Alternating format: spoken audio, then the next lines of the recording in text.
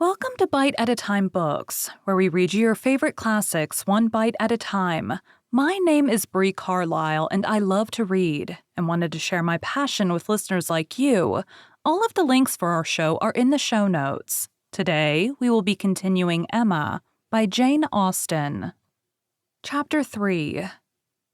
This little explanation with Mr. Knightley gave Emma considerable pleasure. It was one of the agreeable recollections of the ball which she walked about the lawn the next morning to enjoy. She was extremely glad that they had come to so good an understanding respecting the Eltons, and that their opinions of both husband and wife were so much alike. And his praise of Harriet, his concession in her favor, was peculiarly gratifying. The impertinence of the Eltons, which for a few minutes had threatened to ruin the rest of her evening, had been the occasion of some of its highest satisfactions, and she looked forward to another happy result, the cure of Harriet's infatuation. From Harriet's manner of speaking of the circumstance before they quitted the ballroom, she had strong hopes. It seemed as if her eyes were suddenly opened, and she were enabled to see that Mr. Elton was not the superior creature she had believed him. The fever was over, and Emma could harbor little fear of the pulse being quickened again by injurious courtesy. She depended on the evil feelings of the Eltons for supplying all the discipline of pointed neglect that could be farther requisite. Harriet rational, Frank Churchill not too much in love, and Mr. Knightley not wanting to quarrel with her. How very happy a summer must be before her. She was not to see Frank Churchill this morning.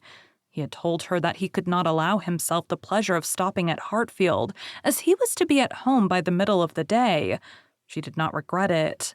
Having arranged all these matters, looked them through, and put them all to rights, she was just turning to the house with spirits freshened up for the demands of the two little boys, as well as of their grandpapa, when the great iron sweep-gate opened, and two persons entered whom she had never less expected to see together. Frank Churchill, with Harriet leaning on his arm. Actually Harriet. A moment sufficed to convince her that something extraordinary had happened. Harriet looked white and frightened, and he was trying to cheer her. The iron gates and the front door were not 20 yards asunder. They were all three soon in the hall, and Harriet immediately sinking into a chair fainted away. A young lady who faints must be recovered, questions must be answered, and surprises be explained. Such events are very interesting, but the suspense of them cannot last long. A few minutes made Emma acquainted with the whole. Miss Smith and Miss Bickerton, another parlor boarder at Mrs. Goddard's, who had been also at the ball, had walked out together and taken a road. The Richmond road, which, though apparently public enough for safety, had led them into alarm. About half a mile beyond Highbury, making a sudden turn and deeply shaded by elms on each side, it became for a considerable stretch very retired, and when the young ladies had advanced some way into it, they had suddenly perceived at a small distance before them, on a broader patch of greensward by the side, a party of gypsies. A child on the watch came towards them to beg, and Miss Bickerton, excessively frightened, gave a great scream, and calling on Harriet to follow her, ran up a steep bank, cleared a slight hedge at the top, and made the best of her way by short-cut back to Highbury. But poor Harriet could not follow. She had suffered very much from cramp after dancing, and her first attempt to mount the bank brought on such a return of it as made her absolutely powerless. And in this state, and exceedingly terrified, she had been obliged to remain.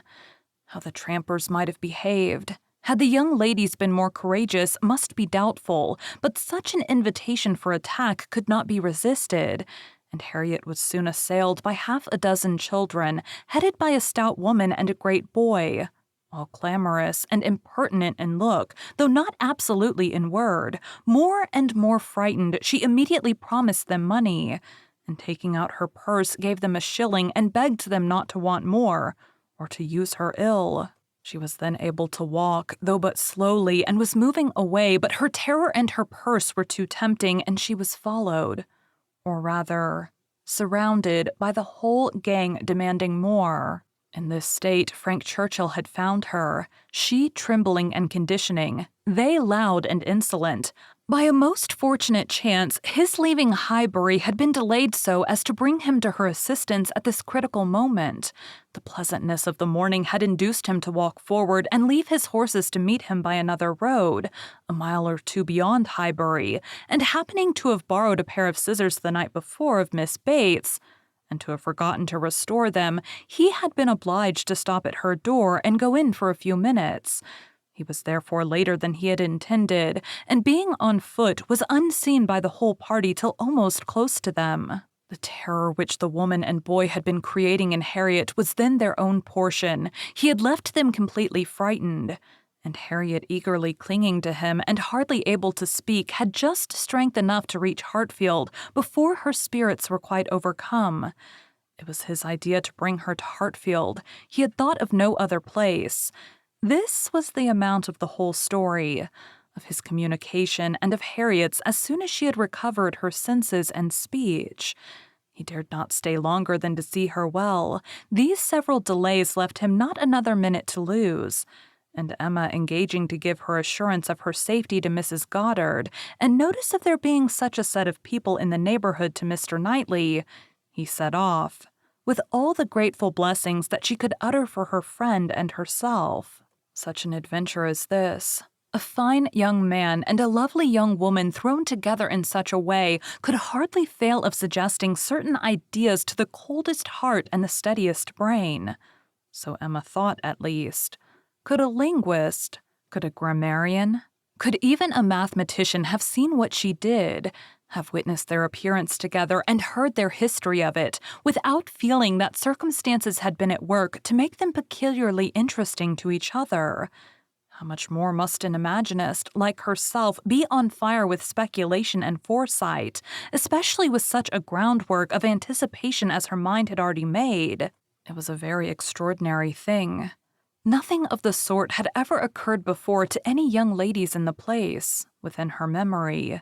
No rencontre, no alarm of the kind, and now it had happened to the very person and at the very hour when the other very person was chancing to pass by to rescue her.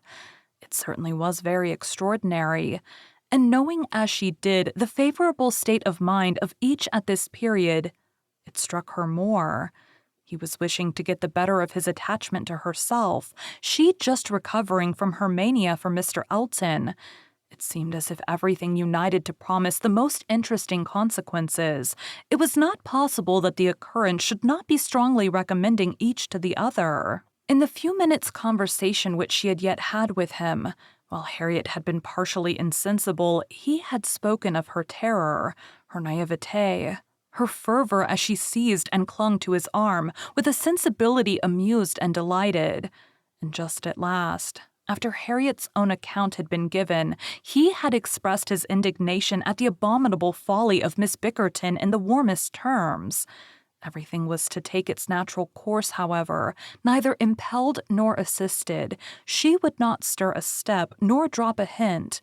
No, she had had enough of interference. There could be no harm in a scheme, a mere passive scheme. It was no more than a wish. Beyond it she would on no account proceed. Emma's first resolution was to keep her father from the knowledge of what had passed, aware of the anxiety and alarm it would occasion, but she soon felt that concealment must be impossible. Within half an hour it was known all over Highbury. It was the very event to engage those who talk most, the young and the low, and all the youth and servants in the place were soon in the happiness of frightful news. The last night's ball seemed lost in the gypsies. Poor Mr. Woodhouse trembled as he sat, and as Emma had foreseen, would scarcely be satisfied without their promising never to go beyond the shrubbery again.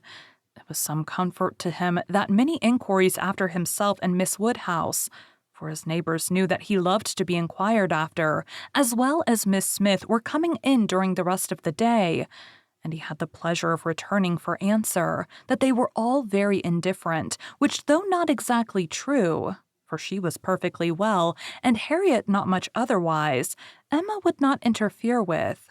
She had an unhappy state of health in general for the child of such a man, for she hardly knew what indisposition was, and if he did not invent illnesses for her, she could make no figure in a message. The gypsies did not wait for the operations of justice. They took themselves off in a hurry. The young ladies of Highbury might have walked again in safety before their panic began, and the whole history dwindled soon into a matter of little importance but to Emma and her nephews.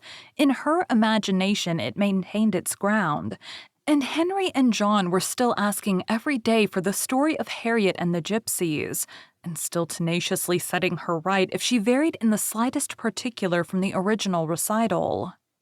Thank you for joining Bite at a Time Books today, while we read a bite of one of your favorite classics. All of the links for our show are in the show notes.